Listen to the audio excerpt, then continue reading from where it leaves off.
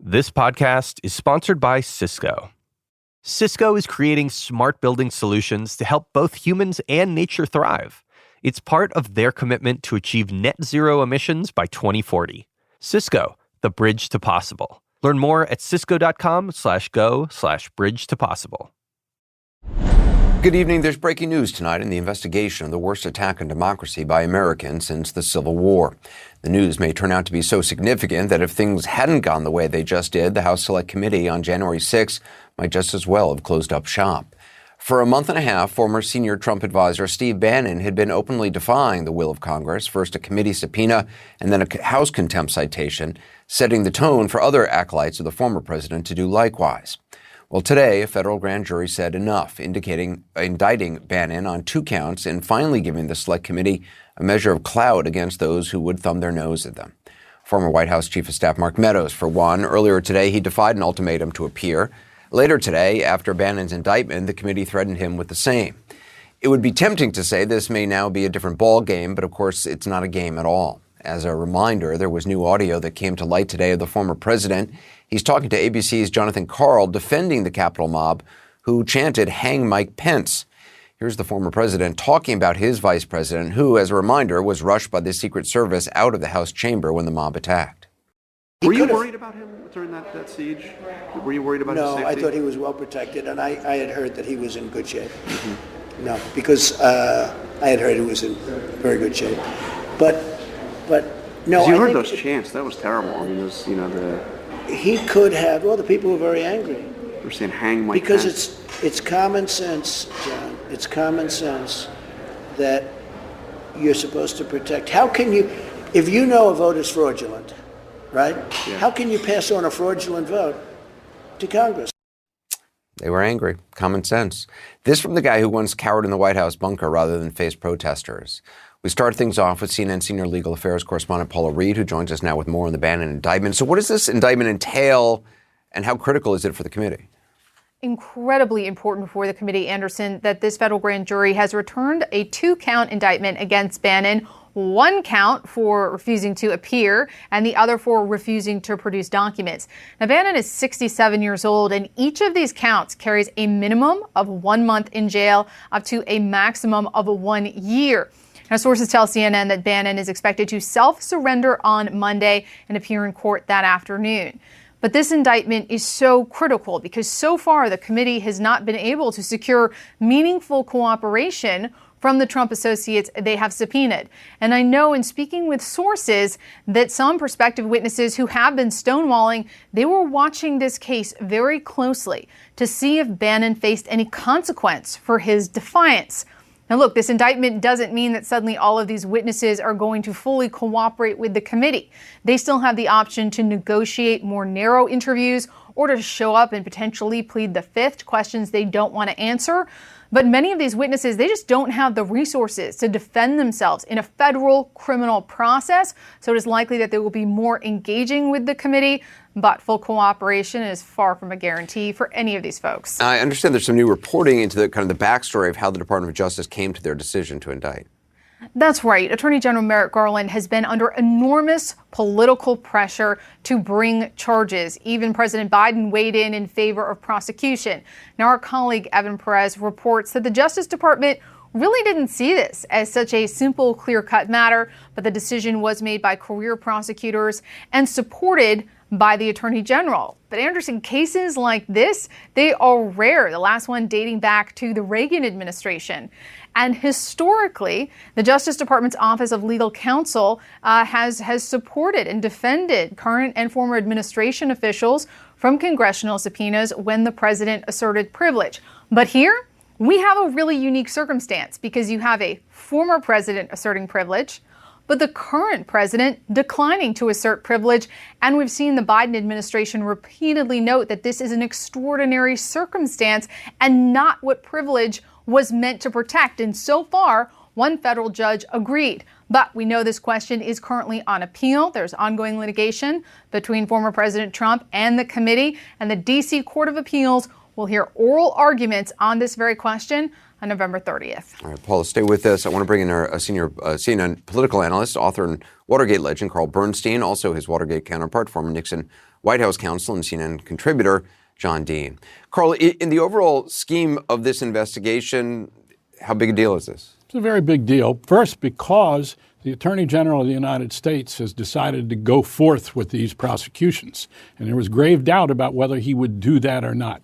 So he and his department are committed to going after not just Bannon, but others who might defy this committee. And that sends a message down the line. And we know that there are a fair number of people, particularly around former Vice President Pence, who are not at all happy with what Donald Trump did in his absolutely grievous, horrendous cover-up, first of all, of the gravest offense by a president of the United States in our electoral history. Absolutely, he tried to shut down the free and fair election of the President of the United States. And these people around Pence know that it happened, and they know how it happened. Whether they are the ones who are going to talk or aides to themselves, we don't know yet. But there are a good number of people who have heard that there are people who are willing and want to talk about what happened, including in the so-called war room on January 5th, the day before the insurrection, in quotes, insurrections, and Bannon was among them, as were these aides to Pence who know some things. John, what's the importance of this? I think it sends a real message to all the others who have been subpoenaed or likely to be subpoenaed. They know this is now a different game. It's real. They might have been toying with the idea of doing what Bannon had done and just defy the committee. That there's been a lot of that throughout the Trump administration. But I think they have to be braced by this, because this statute has two parts. One says if you don't show a willful default, and that's what Bannon did, you're going to get indicted. Or two, if you go before the committee and refuse to answer pertinent questions, you can also be indicted. So they've got to be considering whether they're going to take the fifth, and I think we might see some of that, or how they're going to figure out whether to come true or tell the truth or not. And that's the only option here, Anderson. They've got to come and tell the truth. But, John, I mean, this doesn't necessarily mean that Bannon will suddenly be compelled to testify, right? I mean, what reason is there to believe that this will push Bannon, of all people, to do that? He is so defiant. In fact, I suspect Bannon is quietly celebrating tonight that this new attention has been given to him, because he's declared outright that he wants to destroy the administrative state. In other words, he wants to attack democracy and all these kinds of democratic operations. So this plays right into that kind of mentality. Right. For a guy with a podcast, it also bolsters, his podcast, I guess. Yes. But that's what he has going on. Paula, the January 6th committee pointed out in their statement today that Mark Meadows failed to answer even the most basic questions, including whether he was using a private cell phone that day. That's right. And what they were arguing there is, look, you were only even able to possibly claim privilege to some of the matters that we were asking you about. We've asked you about a lot of things to which, even if you had privilege protections, you couldn't assert them. So his blanket claim of privilege and total defiance of the committee is why they are now considering criminal contempt. And specifically, they pointed to the fact that they're asking him about his personal cell phone and email use, also raising questions about what happened to some communications from that time period. Now, I remember being in Meadows' office a few times. He did have multiple cell phones, and that appears to be something the committee is interested in. And they're arguing, look, even if you had privilege, it's not going to protect you from these questions. Carl, I mean, this all comes on the heels of the revelation that former President Trump told ABC's Jonathan Karl that it was, quote, common sense for January 6 rioters, chanting, hang Mike Pence because they were angry and upset about, what the lie that believing the lie that the president has spread. How critical do you think? I mean, does that impact what the committee's work is, the way committee views this? I doubt it, in the sense that the committee knows Donald Trump, and they know the outrageous statements that he makes. They know that he has no respect for the Constitution or the law through a lifetime of undermining the law. But I think we need to look at a larger picture here, particularly the idea of a matrix of information, that we have 1 year in this country to find out what happened in, as you pointed out, the most grievous assault on American democracy since the Civil War. And this by a conspiracy led by the President of the United States himself. Never in our history has this happened. And there's a year until the Republicans, in all likelihood, take over the House, try to shut down this investigation.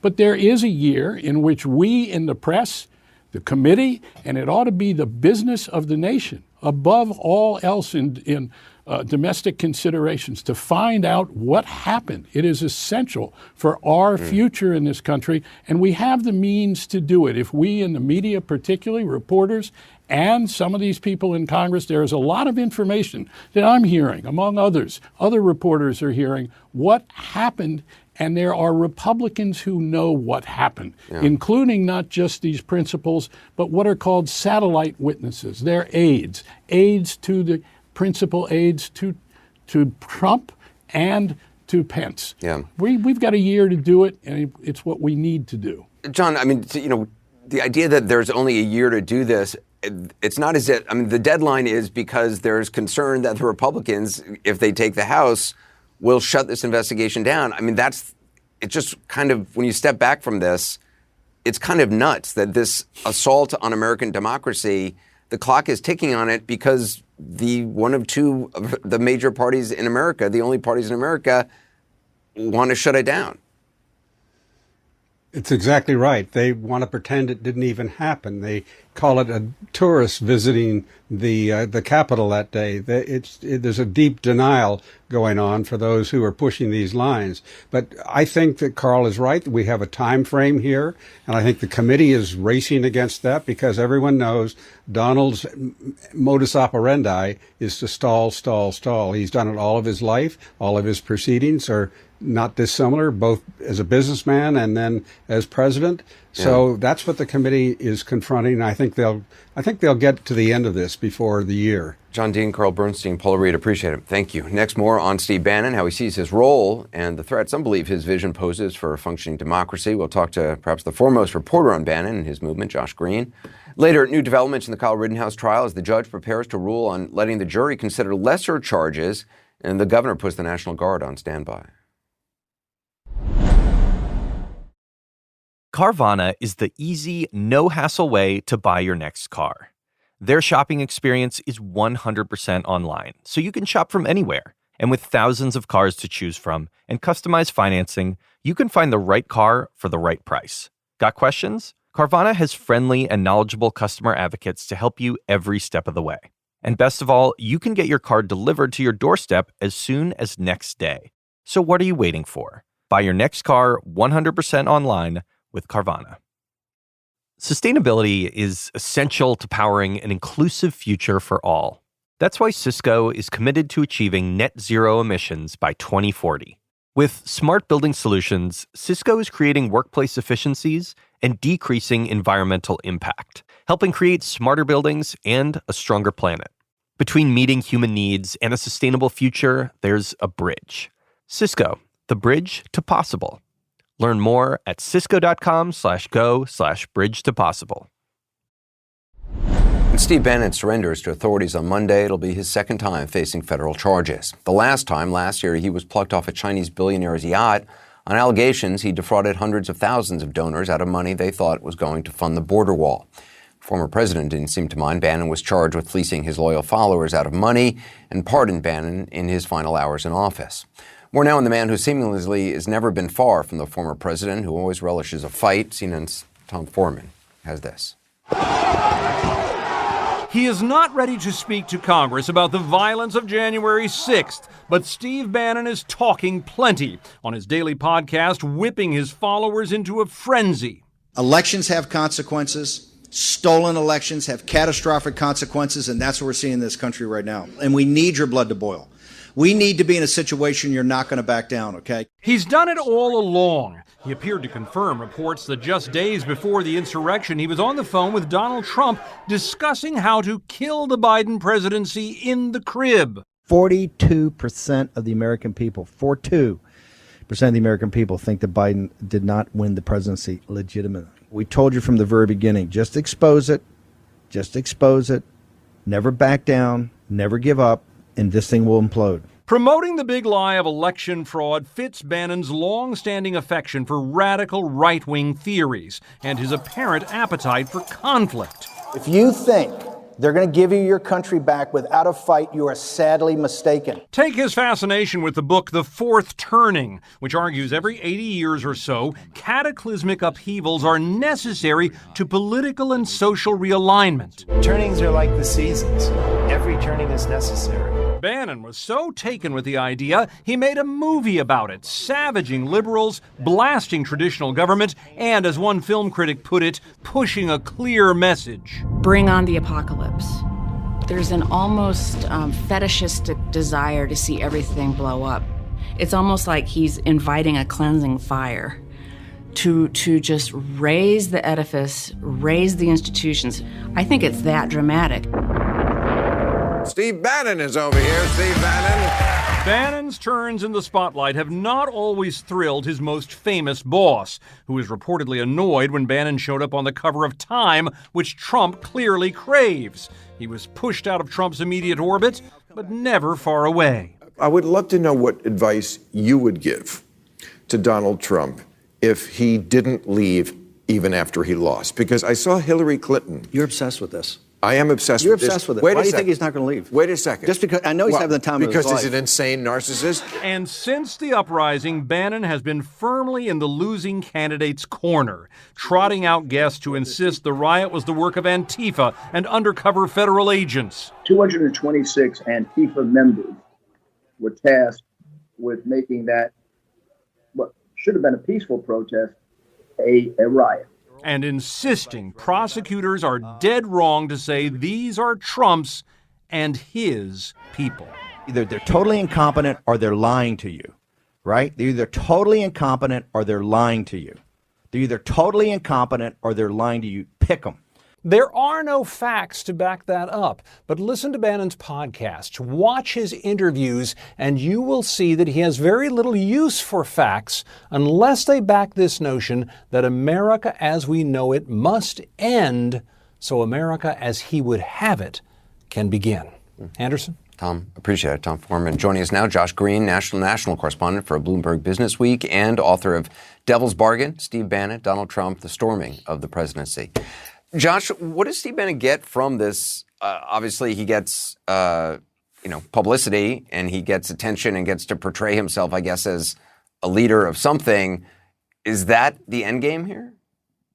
I think for Bannon, at least in the short term, it is. He gets to portray himself as the leader of the loyal Trump opposition. And ever since he was fired from the White House in 2017, he's been trying to work his way back into Trump's inner circle. And the fact that he was such a key figure around January 6th after the election, the fact that he's kind of reemerged over the last year as the chief shaper of the Trump narrative, I think this indictment gives him an opportunity to publicly flaunt his loyalty to Trump in a way that I think will insinuate him, or that Bannon thinks will insinuate him deeper into Trump's favor. And that's what he's after.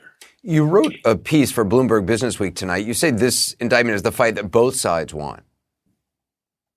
That's right. I think, the key from today's news is that it answers a question about the Biden Justice Department that a lot of Democrats were anxious about. They wondered, would Attorney General Merrick Garland pursue these charges, or in some, misty desire to get back to an era of partisan comity, would the Biden administration fall back and not prosecute these cases? And I think the indictment today clearly answers that question. The administration is going to fight and do everything it can to bolster the January 6th investigation in Congress. So part of that fight entails getting an answer to the question of whether or not Trump can claim executive privilege.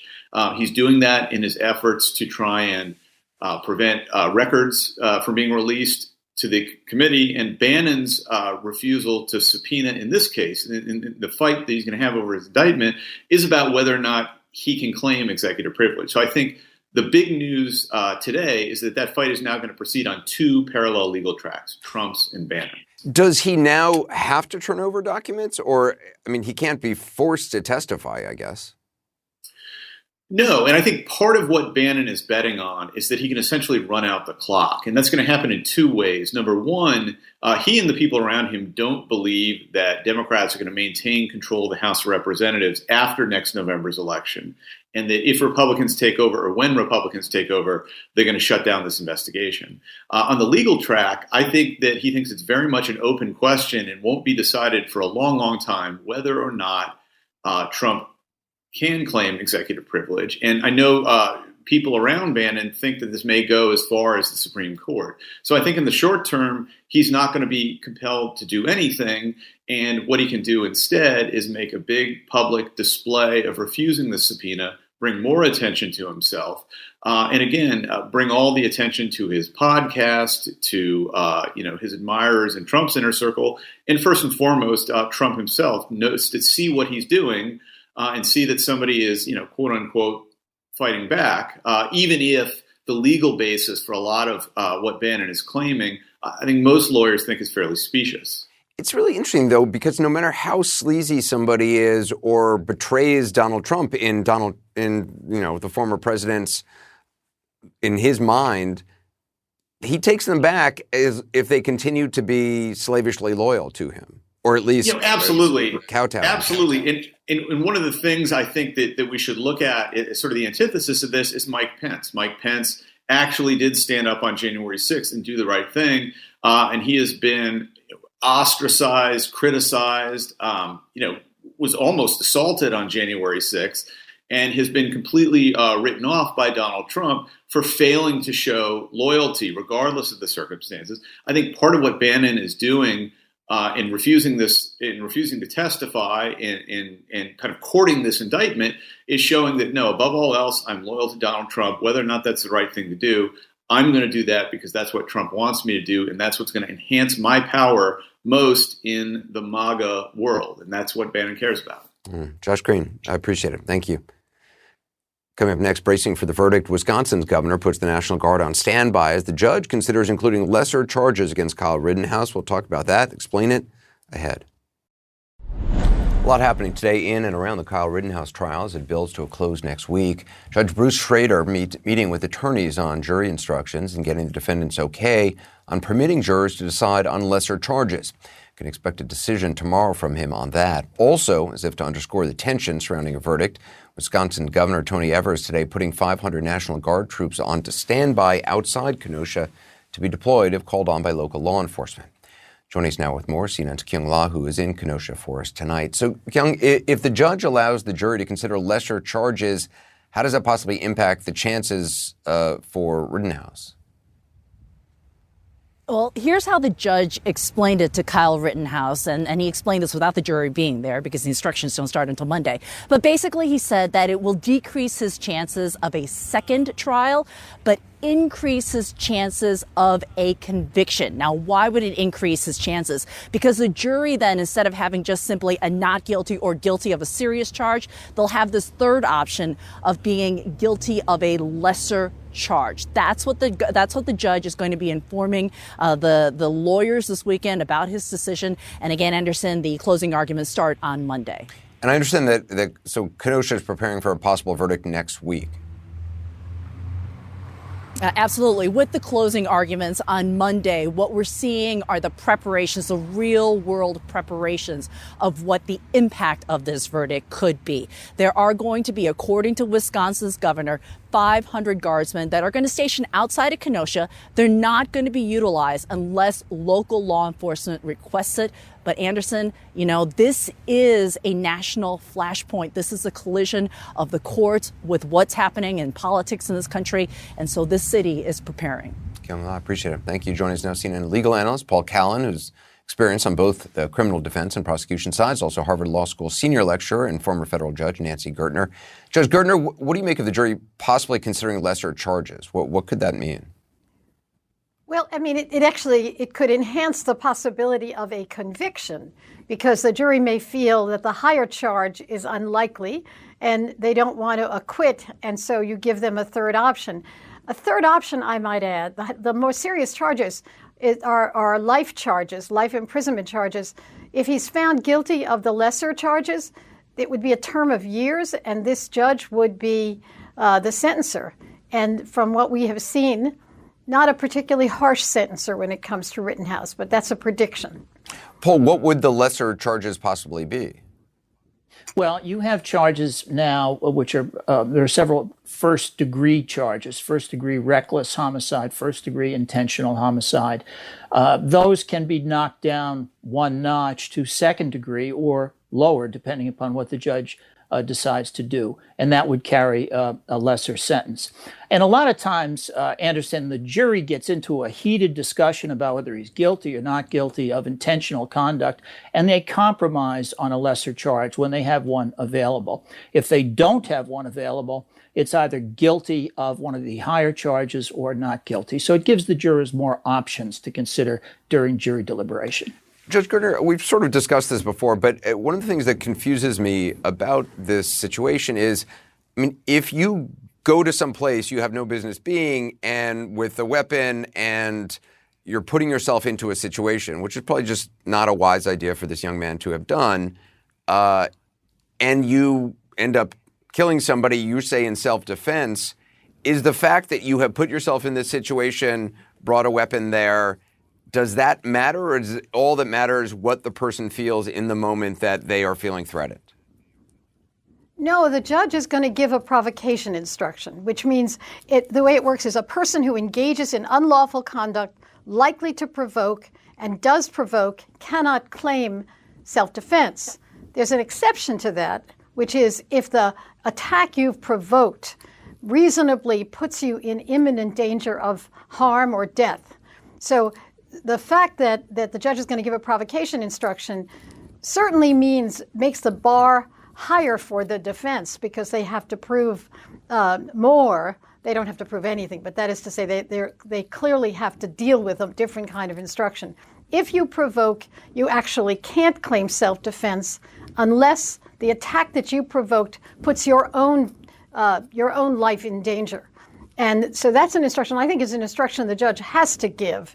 But that's essentially going to be the prosecutor's argument. He put himself in a position of danger and then reacted, and that reaction was caused by his actions as opposed to the victims of this. Paul, what do you think of that argument? Well, I think, Anderson, what complicates this argument is that a lot of people say, hey, what was he doing walking around with an AR-15 style gun? And if he wasn't there that night with that gun, nobody would have been killed, all right? Because nobody was killed in these demonstrations and protests. But Wisconsin is a state that permits open carry of weapons. And so the defense, of course, is going to be, well, everybody there who had an AR-15, or at least most of them, were acting in a completely legal way. And he wasn't attacked because he was underage and carrying an AR-15. So, and that the provocation law really means if you start an attack, for instance, in other states it's called if you're the initial aggressor, you start the attack on somebody else, then you don't have the right to claim self-defense. But of course, Rittenhouse here is claiming, I didn't attack anybody. I was walking along with the AR-15 style rifle, but Rosenbaum threatened to kill me twice, and then I was jumped, and essentially I had no choice. So the prosecution will be helped by this provocation charge, but I don't know that they're going to win on it. But they do have one ace in the hole, Anderson, and that's he's charged with carrying a dangerous weapon under the age of 18. And I don't know how he's going to get around that, but that's a misdemeanor charge that I think the jury will absolutely have to find him guilty of, regardless of the rest of the charges. Judge Gertner, what do you expect to hear from the prosecution next week? Well, I think that they're going to talk about the fact that he was illegally carrying a weapon because he was 17, and the standard is likely to provoke. And walking around the streets of Kenosha with an AR-15 where he was walking when he had no business being there, he was talking about basically protecting property, was likely to provoke. In addition, the prosecutor, this is for the jury to decide. There's a lot of testimony about reaching for Rittenhouse's gun. Very interesting. You could reach for someone's gun in the hopes of disarming this young man, or for the hope in the possibility of actually shooting him. And the prosecutor is going to argue that these people, perhaps not Rosenbaum, but certainly the others, were trying to disarm him, and that's what he shot them. So, I mean, I think it's going to be very interesting, and it's also going to be interesting how much in the closing argument the prosecutor is going to be allowed, to talk about Rittenhouse's proclivities, which the judge has kept him from. What Rittenhouse thought he was doing when he came to this demonstration. There's been a lot of testimony about what the demonstrators thought they were doing. That's been an unequal aspect of this trial. Judge Nancy Gertner, Paul Callan, appreciate it. Thank you. Up next, a sort of apology from the attorney who wanted to ban black pastors from the courtroom, plus a conversation about law and order in America with the New York City Mayor-elect Eric Adams. Carvana is the easy, no-hassle way to buy your next car. Their shopping experience is 100% online, so you can shop from anywhere. And with thousands of cars to choose from and customized financing, you can find the right car for the right price. Got questions? Carvana has friendly and knowledgeable customer advocates to help you every step of the way. And best of all, you can get your car delivered to your doorstep as soon as next day. So what are you waiting for? Buy your next car 100% online with Carvana. Sustainability is essential to powering an inclusive future for all. That's why Cisco is committed to achieving net zero emissions by 2040. With smart building solutions, Cisco is creating workplace efficiencies and decreasing environmental impact, helping create smarter buildings and a stronger planet.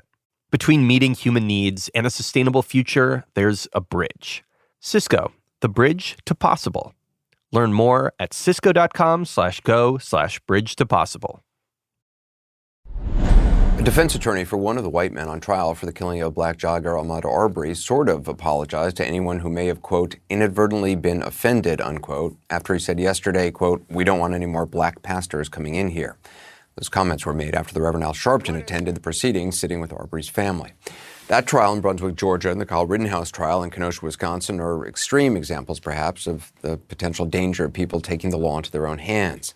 There's certainly a lot of very understandable concern about law and order in this country. The mayor-elect of New York City, a Democrat and former cop, ran on a tough-on-crime platform and won. Eric Adams joins us now. Mr. Mayor-elect, I really appreciate you joining us. Thanks so much for being with us. Thank you, Anderson. It's great being on with you. So I want to ask you, first of all, about this idea of vigilantism, where armed citizens operate under the guise of self-appointed security personnel, sometimes, as we've seen, with violent and deadly consequences. As a former captain of the police force, soon to be mayor, what do you make of it? I believe it's unacceptable, and there's a clear difference between a block patrol, security patrol, unarmed, carrying out public safety in their communities by really understanding their neighborhoods. We have something like that in Brooklyn, where we have something called the Guard Squad, a group of pastors that go out and really prevent crime from taking place by interacting with the residents. That's a big difference from those who are carrying weapons, saying they're protecting our borders, or carrying weapons, protecting what they believe their community. We should leave that up to law enforcement. On Wednesday, I understand you met with some leaders from a New York chapter of the Black Lives Matter movement. I'm not sure if it's actually sort of an official Black Lives Matter organization or an offshoot, but this person threatened, quote, riots and bloodshed in the streets if you move forward with your campaign promise to bring back anti-crime units, which were disbanded in 2020. I'm wondering what you learned or what came out of that, and how worried are you about that? Not at all. And keep in mind, number one, this group is not a representation of the Black Lives Matter. Right. This is from my memory, this is a pretty fringe. This particular person is a pretty fringe person who's made headlines before, but doesn't actually have much of an organization. Exactly. 13 of them protested in front of my office and walked across the bridge. And I marched with Black Lives Matter. In fact, my entire life is marching for Black Lives Matter. You know, this has been a 35-plus year history of fighting for reform in the police department. I marched 2 years ago with the organizations and those who have righteous movements. And you know my history, Anderson, from 100 Blacks in law enforcement who care to fighting for reform. So what happened at at the meeting. And what's very interesting, the meeting is on Instagram, Facebook Live. It was not a contentious meeting. There was no arguing and debating. I was very clear that my city is going to be safe. After leaving the meeting, they went out and created just this belief that there was some battle that took place behind closed doors. I really encourage people to look at the Facebook Live and the Instagram video to show I'm just clear. We must be safe in our city and in our country. And I ran on that, and I'm not going to break my promise. You successfully ran as a law and order Democrat. On that same election day, there was rejection of some of the more left-wing Democratic candidates and policies. If Democratic voters are sending a message to Democrats, do you think the Democratic Party leadership is listening? Well, I hope they are. And, when I spoke with the president several months ago, it was clear that he understood we can't live in a city where 70 people are shot over a 4th of July weekend. We can't live in a city where guns are just really taking over our neighborhoods. And that's what I heard on the campaign trail. We want justice and fair policing, but we want public safety. I said it over and over again. That's the prerequisite to prosperity, public safety, and justice. And we could have both by rebuilding the trust between police and communities. So you're talking about bringing back that plainclothes unit. Is that still the plan? And what do you say to those who are concerned about abuses that may have occurred in the past or the very reason that it was removed in the first place? Well, let's think about this for a moment. Aren't we tired of elected officials running and breaking their promise? I made a promise to the city. I did not have a secret campaign. I was very clear on every aspect of how I'm going to educate children and protect our city. And one of them was bringing back a plainclothes gun unit.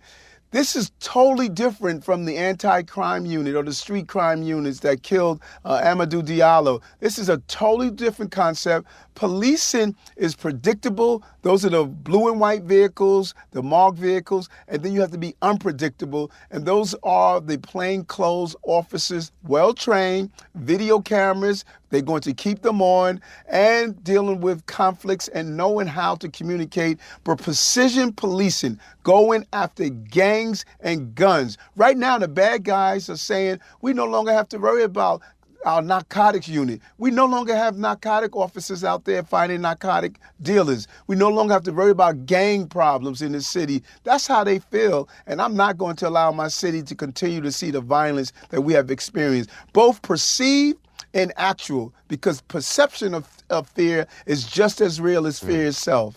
Mayor-elect Eric Adams, I appreciate it. Thank you.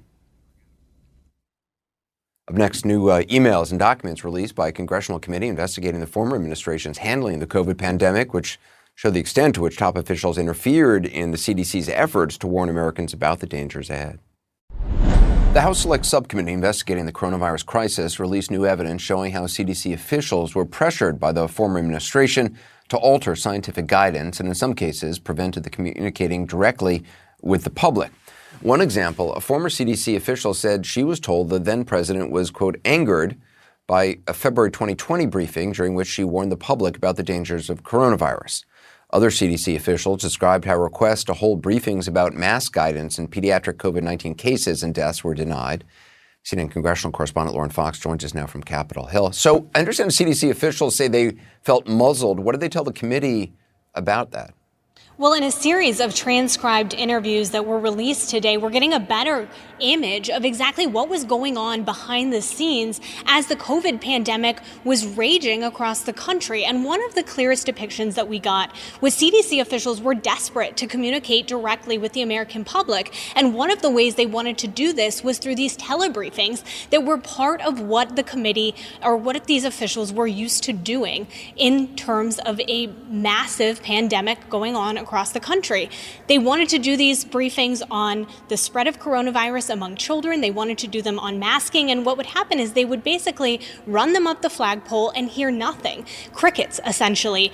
And therefore, they were unable to communicate directly with the public about the information that they thought was critical to get out. There was also an ongoing fight about the weekly morbidity and mortality reports that the CDC typically did. And one of the concerns was that these were supposed to be agency reports, Anderson. These were supposed to be times where officials and scientists were able to get out to the public directly the latest on the coronavirus. And instead, what they were finding was Trump administration officials were trying to have an opinion on what was included or edit what was included in those reports. One official, Ann Shukot, who was the principal deputy director at the CDC, said that there was this ongoing fight every week where CDC officials were essentially trying to keep out administration officials' interpretations of the coronavirus from getting into these reports. I mean, these are serious allegations, some of which we knew as the coronavirus was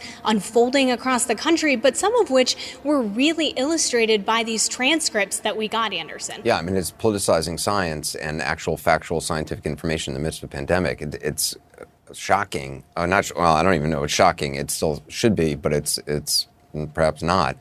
We know COVID testing is still something that the country is struggling with. What did Dr. Birx tell the committee about the guidance on testing that the Trump administration wanted?